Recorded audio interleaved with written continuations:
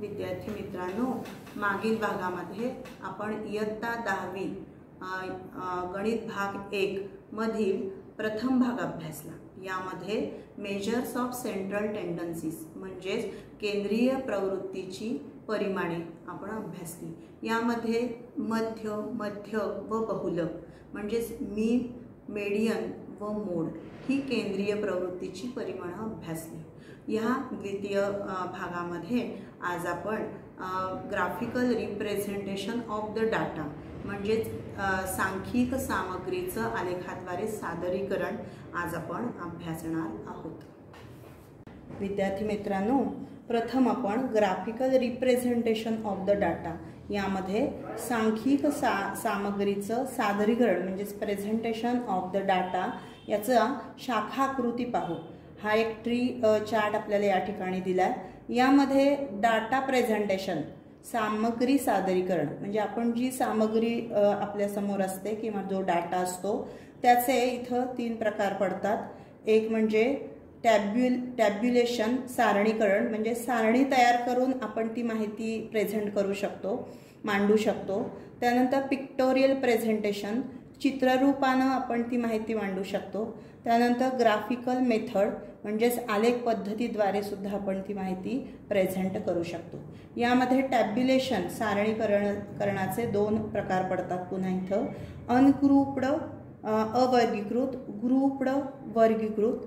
Pictorial presentation मध्ये बार diagram म्हणजे स्तंभालेख, pie diagram म्हणजे वृत्तालेख आणि तिसऱ्या प्रकारामध्ये ग्राफिकल मेथड आलेख पद्धतीचे पुन्हा इथे प्रकार पडतात। लाईन ग्राफ म्हणजे रेषालेख, त्यानंतर हिस्टोग्राम म्हणजे आयतालेख आणि फ्रिक्वेन्सी पॉलिगॉन म्हणजे वारंवारता बहुभुज असे प्रकार पडतात। यामध्ये पुन्हा बार डायग्राम स्तंभालेखाचे पुन्हा इथे 4 प्रकार पडतात। एक साधा सिंपल, दुसरा जॉइंट जोड, तिसरा डिव्हायडेड विभाजित आणि चौथा पर्सेंटेज शतमान।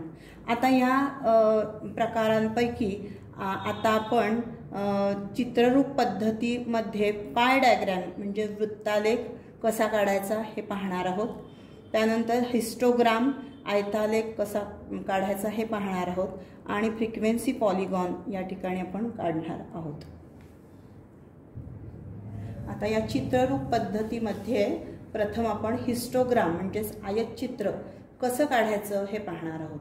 पण त्यापूर्वी हा ग्राफ काढण्यापूर्वी 2 बाबी पण पाहणार आहोत यामध्ये की जे काही आपल्याला वर्ग क्लासेस दिलेले असतात ते आपण सलग करून घेणार आहोत। ते सलग करून घेतल्यानंतरच आपल्याला आयतचित्र काढता येतो। मग आता इथं मी एक सारणी दाखवली। याच्यामध्ये पहिला आहे क्लास वर्ग 8 ते 9, 10 ते 11, 12 ते 13, 14 ते 15। आता इथं जर तुम्ही बघितलं तर 9 नंतर 9 ते 10 हा गट आपण घेतलेला नाही आहे। त्या डायरेक्ट आपण 10 ते 11 हा गट घेतलाय। त्यानंतर 11 ते 12 हा आपण गट घेतला नाही, वर्ग घेतलेला नाही। डायरेक्ट आपण 12 ते 13 असा आपण वर्ग घेतलाय। 12 ते 13 न घेता 13 ते 14 न घेता 14 ते 15 असा आपण वर्ग या ठिकाणी घेतलेला आहे। म्हणजे हे वर्ग सलग नाहीत। आता हे आपण इथं कंटिन्युअस क्लास सलग केलेले वर्ग इथं दिसतात। मग हे सलग कसे करायचे तर हा जो क्लास आहे 8 to 9 यामध्ये जी खालची क्लास लिमिट आहे म्हणजे खालची वर्ग मर्यादा आहे ती त्याच्यातून 0.5 वजा केलं तर आपल्याला मिळालं 8 - 0.5 = 7.5।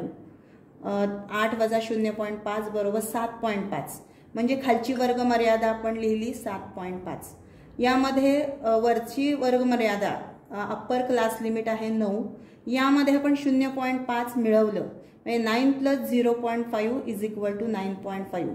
या ठिकाणी वरची वर्ग मर्यादा अप्पर क्लास लिमिट आपल्याला मिळालं 9.5 म्हणजे लोअर क्लास लिमिट -0.5 आणि अप्पर क्लास लिमिट +0.5 म्हणजे खालच्या वर्ग मर्यादेतून 0.5 वजा करणार आहोत आणि वरच्या वर्ग मर्यादेमध्ये आपण 0.5 मिळवणार आहोत। या पद्धतीने जर आपण खालच्या सुद्धा कॉलम्स आणि रोज पाहिले तर आपल्या लक्षात येईल 10 - 0.5 9.5, lower class limit, 11 plus 0.5 11.5 upper class limit, again 12 minus 0.5 11.5 lower class limit, 13 plus 0.5 that is 13.5 upper class limit, 14 minus 0.5 is equal to 13.5 lower class limit, 15 plus 0.5 15.5 that is the upper class limit.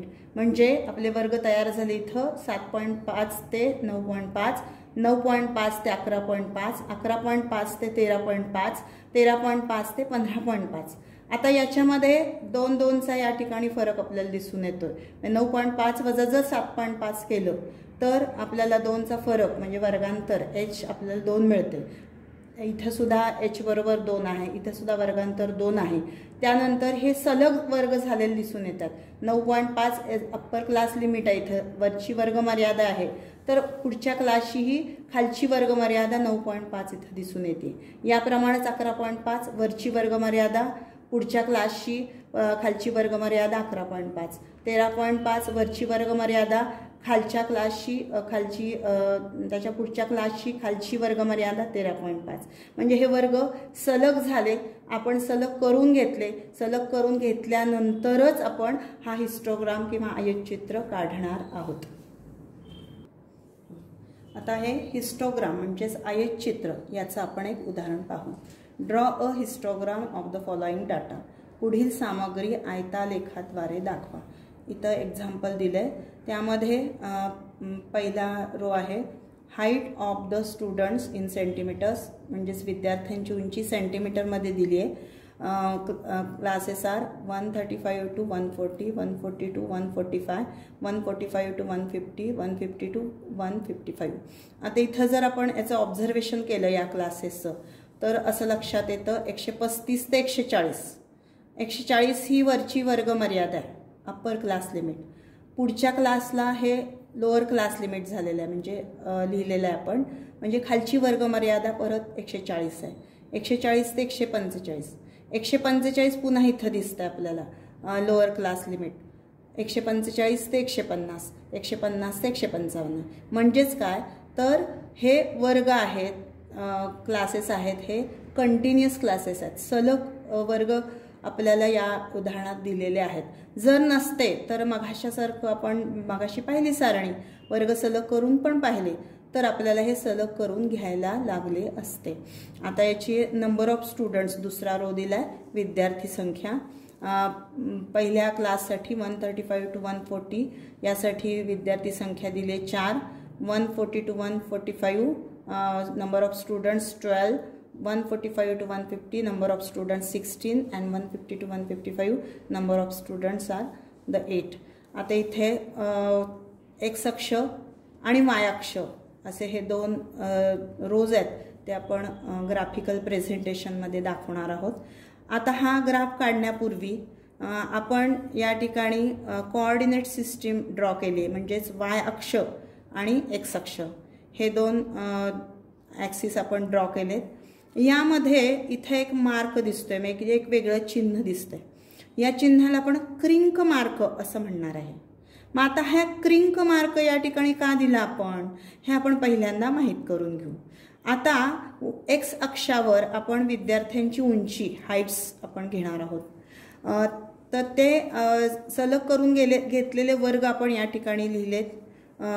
आरंभबिंदू origin ओ, त्यानंतर 135, 140, 145, 150 and 155 असे वर्ग जे वरती दिलेत ते आपण या ठिकाणी लिहिले. आता इथं जर आपण यातला फरक काढला 155 मायनस 150, 155 मधून 150 वजा केला तर आपल्याला फरक मिळाला 5.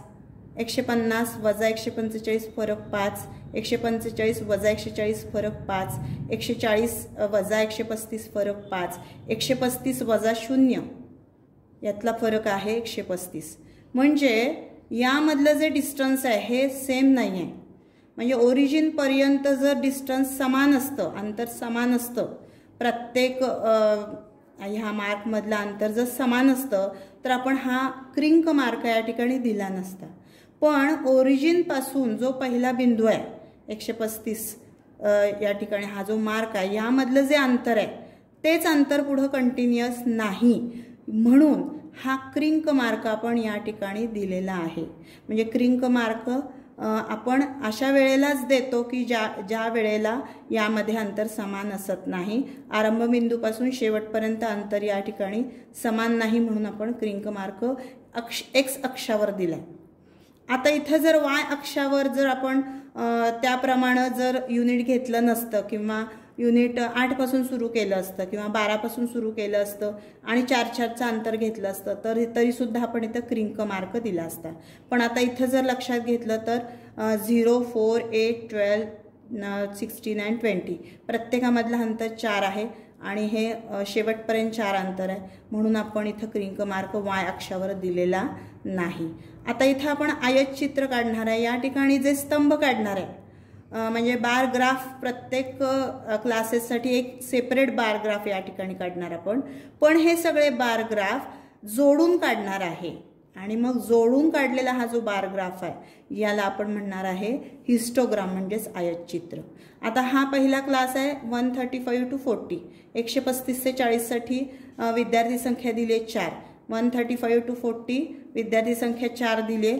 वाय अक्षावर आपण 4च्या म्हणजे 1 centimeter is equal to 4 students असं घेतलंय आणि एक्स अक्षावर 1 centimeter is equal to 5 centimeter असं आपण प्रमाण घेतलेलं आहे। त्याप्रमाणे इथं 135 to 40 4 असं आपले स्टुडंट्सची संख्या दिली आहे, त्यामुळे आपण 4 पर्यंत स्तंभ आपण काढलेला आहे। त्यानंतर दुसरा आहे 140 to 145, यासाठी 12 दिले तुम्हाला, number of students are the 12, इथं 12 या ठिकाणी आहे, त्यामुळे दुसरा स्तंभ याला जोडून आपण काढलाय आणि तो स्तंभ 12 पर्यंत त्याची उंची नेली आपण। तिसरा 145 to 150, 145 ते 150 या क्लाससाठी तिथं 16 विद्यार्थी संख्या आहे, 16 स्टुडंट्स, म्हणून आपण जोडूनच तिसरा स्तंभ 145 ते 50 साठी तर तिसरा काढलाय, तो त्याचा स्तंभ आपण कुठेपर्यंत नेलाय 16 पर्यंत, आपण 16व्या उंचीपर्यंत नेलाय आणि तो स्तंभ पूर्ण केलाय।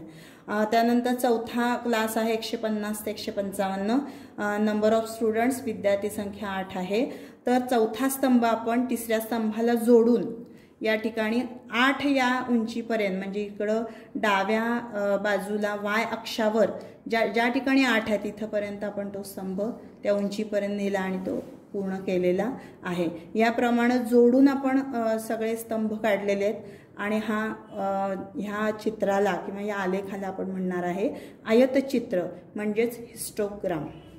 आता आपण दुसरा ग्राफ पाहणार आहोत, फ्रिक्वेन्सी पॉलिगॉन म्हणजेच वारंवारता बहुभुज। त्याचं एक उदाहरण बघूया।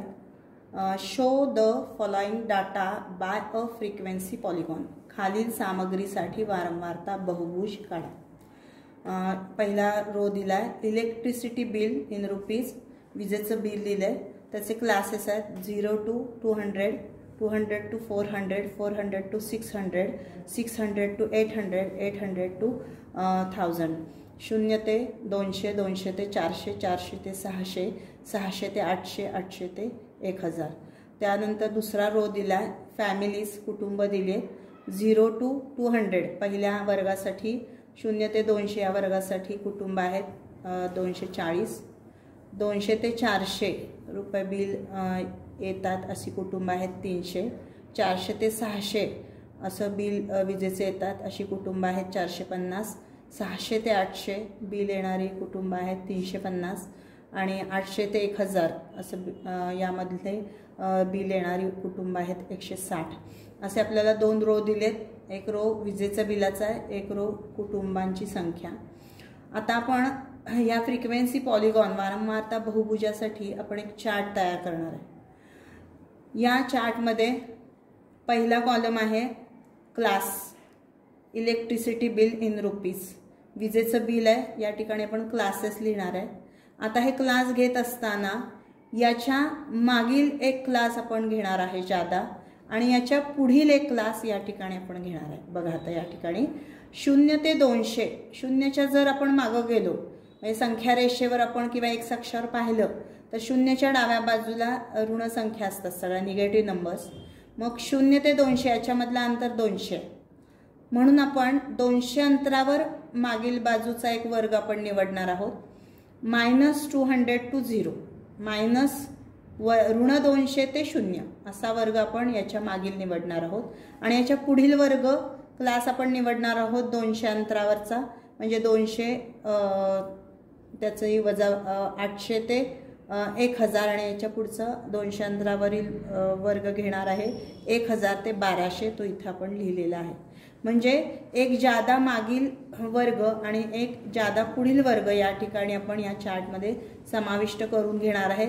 त्याप्रमाणे उरलेले कॉलम सुद्धा त्यामध्ये लिहिणार आहेत. पहिला कॉलम क्लास -200 to 0. त्यानंतर इथं पहिल्या रो मध्ये दिलेले क्लास इथं लिहितोय आपण 0 to 200, 200 to 400, 400 to 600, 600 to 800, 800 to 1000 and 1000 to 1200. दुसरा कॉलम आहे क्लास मार्क, म्हणजे यांचा आपण मध्य काढणार आहे, वर्ग मध्य. आता -200 to 0 याच्यामध्ये 200चा फरक आहे. तर यांची बेरीज करून त्याला आपण जर 2 ने भागलं तर आपल्याला वर्ग मध्य म्हणजे क्लास मार्क मिळतो -100. 0 to 200 यांची मधली संख्या मिळते 100.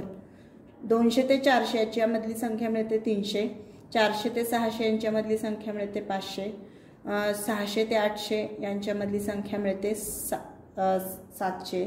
800 ते 1000 यांच्या मधील संख्या मिळते 900 आणि 1000 ते 1200 याच्या मधली संख्या मिळते 1100. असे आपण वर्ग मध्य काढून घेतले. तिसरा आपला कॉलम आहे तो फॅमिलीज, कुटुंब, त्याला आपण फ्रिक्वेन्सी असं म्हणणार आहे. तर हा जो जादाचा वर्ग घेतलाय यांची फ्रिक्वेन्सी 0 असणार आहे. आपण 0 घेणार आहोत. म्हणजे -200 to 0 ऋण 200 ते 0 याची वारंवारता आहे 0. या चार्टनुसार आपण या ठिकाणी वारंवारता लिहितोय. 0 ते 200 ची वारंवारता 240, 200 ते 400 यांची वारंवारता 300 दिली आपल्याला चार्टमध्ये. 400 ते 600 450, 600 ते 800 350, 800 ते 1000 160 आणि जे जादाचा आपण वर्ग घेतला 1000 ते 1200 याची वारंवारता फ्रिक्वेन्सी आपण घेणार आहे 0. आता क्लास मार्क आणि फ्रिक्वेन्सी यांचा मिळून जो पॉइंट फॉर्म होणार आहे तो पॉइंट आपण या फ्रिक्वेन्सी पॉलिगॉनमध्ये प्लॉट करणार आहे आणि मग ते पॉइंट जोडून आपल्याला आलेख मिळणार आहे. त्यामुळं आपण हा पॉइंट कुठला प्लॉट करायचा आहे त्यासाठी आपण हा चौथा कॉलम केलेला आहे, कोऑर्डिनेट ऑफ पॉइंट्स. मग याचा जो पॉइंट प्लॉट करणार आहे त्यामध्ये एक्स अक्षावर आपण क्लास मार्क घेणार आहोत आणि वाय अक्षावर फ्रिक्वेन्सीज घेणार आहोत. त्यामुळं आपण इथं पॉइंट लिहिणार आहोत. X coordinate is -100 and y coordinate is 0, so point is formed -100 0. म्हणजे ऋण 100 0 असा ह्या दोघांचा मिळून इथे आपण पॉइंट लिहिला. दुसरा आपल्याला पॉइंट मिळतोय 100 240, 100 240. तिसरा हे दोन्ही जर आपण एकत्र लिहिले x coordinate on x coordinate 300 on Y coordinate 300, so point is form 300 300. त्यानंतर चौथा पॉइंट इथे मिळतो आपल्याला 500 450, 500 450.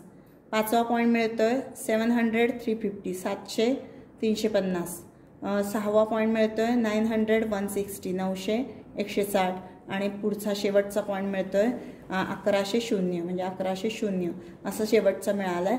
हे कोऑर्डिनेट्स आपण आता प्लॉट करणार आहोत.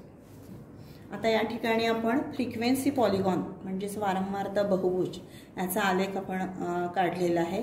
या ठिकाणी कोऑर्डिनेट सिस्टीम म्हणजे वाय ॲक्सिस आणि एक्स ॲक्सिस दोन अक्ष काढलेले आहेत. स्केल आपण घेतले. On x axis 1 centimeter is equal to 100 rupees. On y axis 1 centimeter is equal to 100 families. X अक्षावर आपण घेतलेलं आहे 1 सेंटीमीटर म्हणजे 100 रुपये आणि वाय अक्षावर आपण घेतलं 1 सेंटीमीटर म्हणजे 100 कुटुंब. आता इथं एक्स अक्षावर बघा आपण वर्ग मध्य घेतलेले आहेत सगळे. आपण मगाशी पाहिलं चार्टमध्ये पाहिलं की आपण coordinate of the points plot केले. त्यामध्ये वर्गमध्य आपण घेतले आणि त्यावरून आपण बिंदू स्थापन करूयात असं आपण बघितलेलं होतं सारणीमध्ये. त्यानुसार इथं एक्स अक्षावर वर्गमध्य घेतलेत आपण -100, 100, 300, 500, 700, 900 and 100 and 1000 and 100. तर हे वर्गमध्य घेतलेत. त्यांनाच आपण इलेक्ट्रिसिटी बिल, वीज बिल म्हणजे वीज बिल आहे त्याची जी रक्कम आहे ती आपण एक्स अक्षावर घेतली. आणि आता कुटुंबांची संख्या वाय अक्षावर आपण घेतली. आता इथं युनिट घेत असताना सुद्धा आपण 100, 200, 300, 400, 500 याप्रमाणे आपण घेतलेलं आहे. आता सारणीनुसार पहिला कोऑर्डिनेट बिंदू आहे -100, 0, -100, 0. आता -100 हा एक्स अक्षावर म्हणजे आपण ज्या वेळेला कोऑर्डिनेट्स नुसार आपण एखादा पॉइंट प्लॉट करतो ग्राफवर त्यावेळेला आपण अगोदर एक्स अक्षावरचा पहिला बिंदू एक्स अक्षावरचा घेतो आणि त्यानुसार आपण दुसऱ्या बिंदूसाठी वाय अक्षाकडे पाहतो. आता इथं पहिला बिंदू आहे -100, 0 म्हणजे एक्स कोऑर्डिनेट आहे -100 म्हणजे एक्स अक्षावर ऋण 100 आपण घेणार आहोत आणि वाय कोऑर्डिनेट 0 आहे म्हणजे वाय कोऑर्डिनेट 0 आहे त्यामुळे आपण वाय अक्षावर तो बिंदू जाणारच नाही. एक्स कोऑर्डिनेट म्हणजे एक्स अक्षावरच तो बिंदू राहील. त्याचा आपण इथं प्लॉट केलेला आहे पॉइंट -100. त्यानंतर दुसरा आपण कोऑर्डिनेट ऑफ पॉइंट्स बघितलेला होता की 100 to 40, 100, 240. आता इथं 100 एक्स अक्षावर आपण 100 वर्गमध्ये घेतलं. तिथपासून आपण जर वाय अक्षापर्यंत 240 पर्यंत गेलो तर आपल्याला इथं बिंदू मिळतो. म्हणजे 100 या स्तंभामध्ये आपण वाय अक्षावरचा 240 इथपर्यंत म्हणजे perpendicular to x axis, perpendicular to x axis and also perpendicular to y axis आणि दोघांचा जो इंटरसेक्शन पॉइंट इथं मिळतो. जर आपण या बिंदूपासून एक रेषा आपण या वर्गमध्यावर काढली आणि एक रेषा आपण या वाय अक्षावर काढली तर इथं आपल्याला एक आयत मिळतो. म्हणजे 100 हा पहिला कोऑर्डिनेट आहे तर या 100 या स्तंभावर आपण 240 पर्यंत गेलो आणि तिथं आपण बिंदू स्थापन केलाय 100, 240 म्हणजे हा आपल्याला दुसरा बिंदू मिळाला.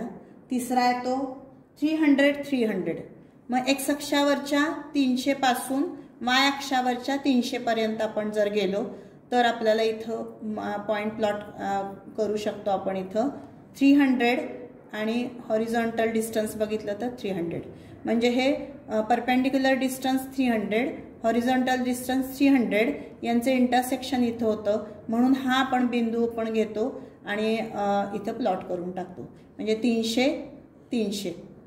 त्यानंतर तिसरा बिंदू 500, 450. चौथा बिंदू आपल्याला मिळतोय 500, 450. आता इथे एक्स अक्षावरच्या 500 पासून आपण वरती 450 पर्यंत जर गेलो म्हणजे हे परपेंडिक्युलर डिस्टन्स 500 घेतलं आणि हॉरिझॉन्टल डिस्टन्स 450 जर आपण घेतलं तर इथं आपल्याला बिंदू प्लॉट करायला मिळतो 500, 450. इथं बिंदू स्थापन केला आपण 500, 450 या डिस्टन्सवर. त्यानंतर पुढं पाचवा बिंदू आपण इथं प्लॉट करतोय 700, 350 म्हणून आपण 700 या डिस्टन्सपासून 350 या डिस्टन्सपर्यंत गेलो. 350 हॉरिझॉन्टल डिस्टन्स आणि 700 वर्टिकल डिस्टन्स म्हणजे एक्स अक्षापासून आपण वाय अक्षापर्यंत 350 एवढ्या उंचीवर गेलो. हे अंतर 350 येतं आणि हे अंतर 700 येतं. यामुळं हा आपल्याला बिंदू मिळाला 700, 350. त्यानंतर सहावा बिंदू आहे 900, 160. मग आता इथं एक्स अक्षावरच्या 900 पासून आपण 160 पर्यंत जर गेलो 100च्या वरती 6 रेघा आपण घेणार आहोत तर 160 म्हणजे हे डिस्टन्स तुम्हाला आडवं डिस्टन्स 900 आणि उभं अंतर मिळणार 160. उभं अंतर म्हणजे वाय अक्षावरचं अंतर, आडवा अंतर म्हणजे एक्स अक्षावरचं अंतर. 900 पासून आपण 160 पर्यंत गेलो आणि 160 जिथे आहे तिथे आपण बिंदू स्थापन केला आणि तिथे आपल्याला 6वा बिंदू मिळाला 900 160. त्यानंतर पुढे आपण शेवटचा बिंदू बघणार आहे 1100. आता इथे एक्स कोऑर्डिनेट आहे 1100. एक्स अक्षावर आपण 1100 घेणार आहे. वाय अक्षावरचा कोऑर्डिनेट 0 आहे, त्यामुळे हा बिंदू एक्स अक्षावरच राहणार आहे.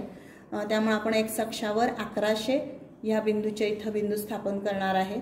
आणि मग जर ओळीने हे बिंदू जोडले म्हणजे बघा एक्स अक्षावरच्या पहिला बिंदू दुसऱ्या बिंदूशी, दुसरा बिंदू तिसऱ्या बिंदूशी, तिसरा चौथ्याशी, चौथा पाचव्याशी, पाचवा सहाव्याशी, सहावा सातव्याशी, सातवा बिंदू पुन्हा एक्स अक्षावर आला. म्हणजे if we join all the points the graph starting from x axis and also ends to the x axis असा आपल्याला फ्रिक्वेन्सी पॉलिगॉन मिळतोय. वारंवारता बहुभुज एक्स अक्षापासून सुरू होतोय आणि एक्स अक्षाला येऊन पॉइंट थांबतोय आणि असा जो आपल्याला ग्राफ आपण इथं ड्रॉ केलाय तो म्हणजे फ्रिक्वेन्सी पॉलिगॉन म्हणजेच वारंवारता बहुभुज. तिसरा ग्राफ आपण पाहणार आहोत. तिसरा आलेख आहे आपला पाय डायग्राम, वृत्तालेख. याचं एक्झाम्पल पाहूयात. The age group of number of persons who donated blood in a blood donation camp is given below. Draw a pie diagram from it.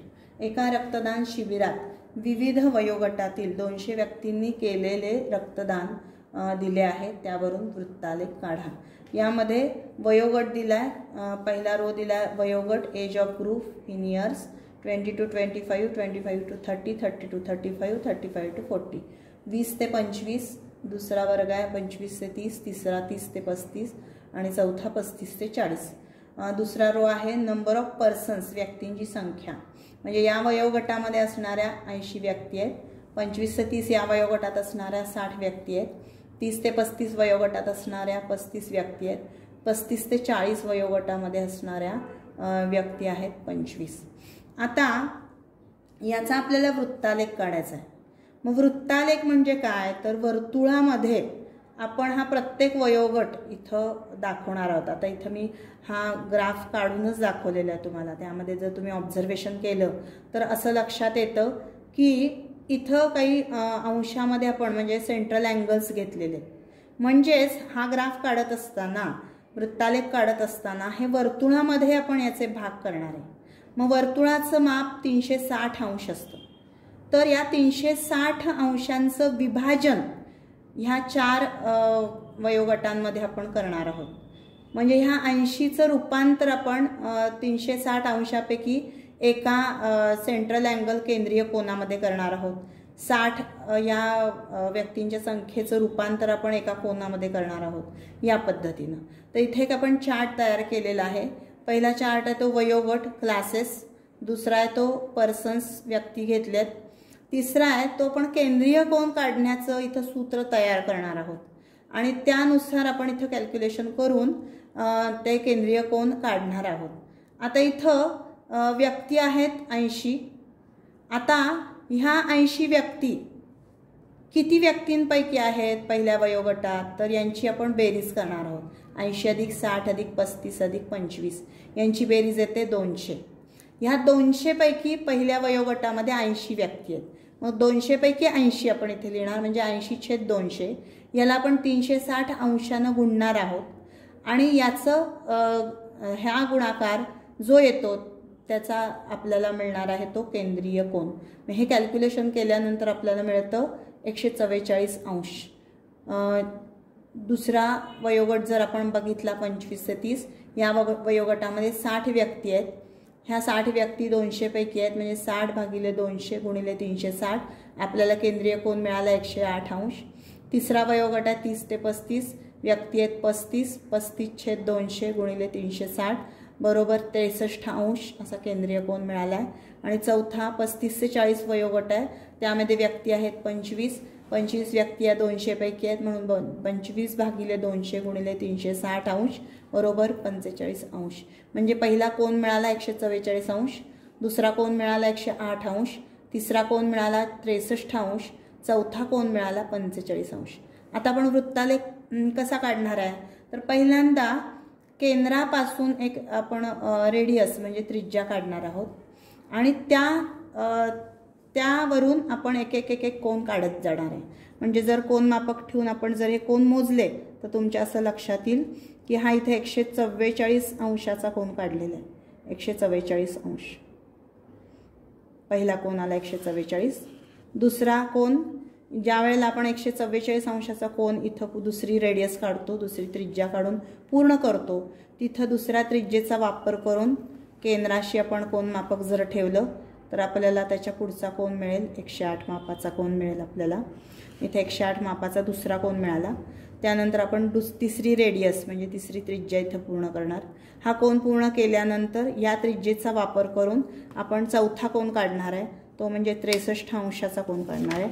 जर तुम्ही हे कोन पाहिलेत बघा, 63 अंशाचा कोन या ठिकाणी आपण बघितलेला आहे, काढलेला आहे। त्यानंतर 63 अंशचा कोन पूर्ण काढल्यानंतर जी त्रिज्या आपण काढू, ती त्रिज्या आणि आधीची त्रिज्या याच्यामधला जर कोन मोजला तर 45 अंश मापाचा म्हणजे उरलेला कोन आपल्याला मिळेल। आणि या कोनांची जर बेरीज तुम्ही केली तर ती बेरीज आपल्याला 360 मिळेल। का तर ह्या वर्तुळाचं माप हे 360 असतं आणि हे जेव्हा आपण आकृती पूर्ण करतो तेव्हा त्याला आपण नाव देणार आहे पाय डायग्रॅम म्हणजेच वृत्तालेख।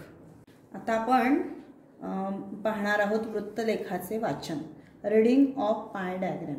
मग अशी आपण वृत्तलेख कसा काढायचा हे पाहिलं। आता इथं आपल्याला एक वृत्तालेख पाय डायग्रॅम दिलाय, त्याच्यामध्ये पुन्हा सेंट्रल अँगल्स दिलेत। मग प्रत्येक जो भाग आहे तो कशा कशासाठी आहे त्याची माहिती आणि त्याचा चार्ट सुद्धा आपल्याला या ठिकाणी दिलेला आहे। एक्झाम्पल बघा, द पाय diagram in figure shows the proportions of different workers in a town, answer the following questions। आता इथं 3 प्रश्न दिलेत आपल्याला आणि हे वेगवेगळ्या भागामध्ये काम करणारे वर्कर्स दिलेत। अन्न विभागामध्ये काम करणारे वर्कर्स अंशामध्ये आपल्याला दिलेत, त्यांचा सेंट्रल अँगल 48 डिग्री। एक भाग दिलाय तो कन्स्ट्रक्शन बांधकाम विभाग दिलाय, त्याचा केंद्रीय कोन आहे 72 अंश। तिसरा आहे हॉटेल्स म्हणजे हॉटेल विभागामधले जे वर्कर्स आहेत त्यांचा केंद्रीय कोन दिलाय 72 अंश। त्यानंतर चौथा आहे प्रोडक्शन उत्पादन विभागामध्ये क्षेत्रामधले जे वर्कर्स आहेत ते 90 डिग्री, त्यांचा केंद्रीय कोन 90 अंशाचा आहे। प्रशासन विभागामध्ये ॲडमिनिस्ट्रेशन विभागामध्ये 36 अंशाचा कोन दिलाय। वीज विभाग इलेक्ट्रिसिटी विभागात 18 अंशाचा कोन दिलाय। ॲग्रिकल्चर कृषी विभागामध्ये जे वर्कर्स आहेत त्यांच्या संख्येचा केंद्रीय कोन आहे 24 अंश। असे आपल्याला भाग वेगवेगळे क्षेत्र दिले आणि त्यांचे केंद्रीय कोन आपल्याला या ठिकाणी दिलेत। आता आपल्याला त्याच्या खाली प्रश्न दिलेले आहेत आणि या प्रश्नांवरून आपल्याला उत्तर शोधायचे। पहिला प्रश्न आहे बघा, if the total workers is 10,000, how many of them are in the field of construction.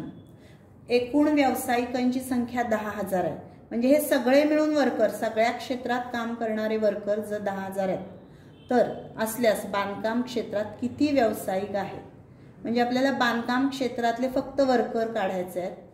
दुसरा प्रश्न आहे, how many workers are working in the administration. प्रशासन क्षेत्रात किती व्यावसायिक कार्यरत आहेत, प्रशासन विभागातले सुद्धा आपल्याला वर्कर्स काढायचे। आणि तिसरा प्रश्न, what is the percentage of workers in production. उत्पादन क्षेत्रात किती टक्के व्यावसायिक आहेत, म्हणजे उत्पादन क्षेत्रात किती व्यावसायिक आहेत हे आपल्याला या ठिकाणी काढायचं आहे। आता पहिलं बघा, central angle formed by field of construction is 72 degree. बांधकाम क्षेत्राचा केंद्रीय कोन 72 अंश आहे। आपण आता इथं बांधकाम क्षेत्रात एकूण किती व्यावसायिक आहेत हे काढणार आहोत। त्यासाठी आपण त्यांना एक्स मानू। Let x be the number of workers in field of construction. बांधकाम क्षेत्रामध्ये एक्स व्यावसायिक आहेत असं मानायचं आपण। आता इथं एकूण वर्कर दिले 10,000। मग आता जर 360 अंशापैकी 72 अंश एवढा भाग हा बांधकाम क्षेत्रासाठी असेल तर 10,000पैकी किती असं जर आपण कंपॅरिझन केलं, तुलना केली, तर इथं आपल्याला एक इक्वेशन मिळतं, समीकरण 72°/360° बरोबर x/10,000. मग ह्याचं कॅल्क्युलेशन जर आपण इथं पूर्ण केलं, 72/360, 10,000 इथं भागाकारात आहेत, ते डाव्या बाजूला जर आपण घेतले तर ते गुणाकारात येतात. यांचं कॅल्क्युलेशन पूर्ण केलं तर 2 × 1,000 बरोबर x, 2,000 बरोबर x बरोबर 2,000, म्हणजेच बांधकाम क्षेत्रात एकूण 2,000 व्यावसायिक आहेत असं आपल्याला पहिल्या प्रश्नाचं उत्तर मिळतं. दुसऱ्या प्रश्नामध्ये प्रशासन विभागामध्ये किती वर्कर्स आहेत हे आपल्याला काढायचं आहे.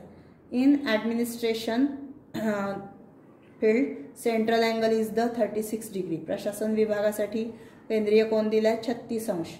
यासाठी आपण आता जर वाय वर्कर मानले, let y be the workers in administration field, या प्रशासन विभागासाठी आपण वाय वर्कर मानले, तर हे वाय वर्कर कितीपैकी काढायचे आपल्याला? 10पैकी, म्हणून y/10,000.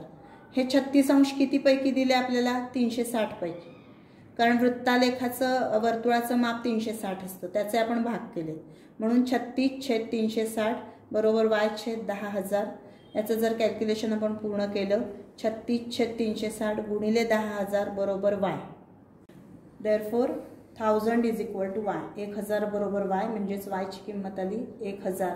म्हणजेच ॲडमिनिस्ट्रेशन फील्ड म्हणजेच प्रशासन विभागामध्ये एकूण 1000 व्यावसायिक कार्यरत आहेत. आता तिसऱ्या उदाहरणामध्ये आपल्याला उत्पादन क्षेत्रात किती टक्के वर्कर आहेत हे काढायचं आहे. तर त्यासाठी आपण एकूण किती वर्कर नेमके या क्षेत्रामध्ये कार्यरत आहेत ते आपण काढू. त्यांना आपण त्या वर्करना आपण झेड मानणार आहोत. Let z be the workers in production field. आता त्यासाठीचा कोन दिला आपल्याला 90°. म्हणून 360 पैकी जर इथं 90°चा कोन असेल तर 10,000 पैकी झेड, असं जी काही तुलना आहे ती आपण बरोबर चिन्हाने इक्वेट करणार आहे. 90/360 बरोबर z/10,000. हे जर कॅल्क्युलेशन आपण पूर्ण केलं, 10,000 डावीकडे घेतले तर 90/360 गुणिले 10,000, म्हणून 2,500 बरोबर z. Z is equal to 2,500. म्हणजे उत्पादन क्षेत्रात 2,500 व्यावसायिक कार्यरत आहेत. आता हे 2,500 व्यावसायिक ही संख्या कितीपैकी आली आपल्याला? 10,000 पैकी. म्हणजे 10,000 पैकी जर 2,500 व्यावसायिक आहेत तर 100 पैकी किती हे आपल्याला काढायचं आहे, म्हणजे पर्सेंटेज, टक्केवारी काढायची. म्हणून 2,500/10,000 गुणिले 100 असं जर आपण कॅल्क्युलेशन केलं तर आपल्याला त्याचं उत्तर मिळतं 25. म्हणजेच 25% एवढी उत्पादन क्षेत्रातल्या व्यावसायिकांची टक्केवारी या ठिकाणी आपल्याला मिळते. अशा प्रकारे आज आपण इयत्ता 10वी गणित भाग 1 मधील स्टॅटिस्टिक्स म्हणजे सांख्यिकी या पाठाचा अभ्यास केला.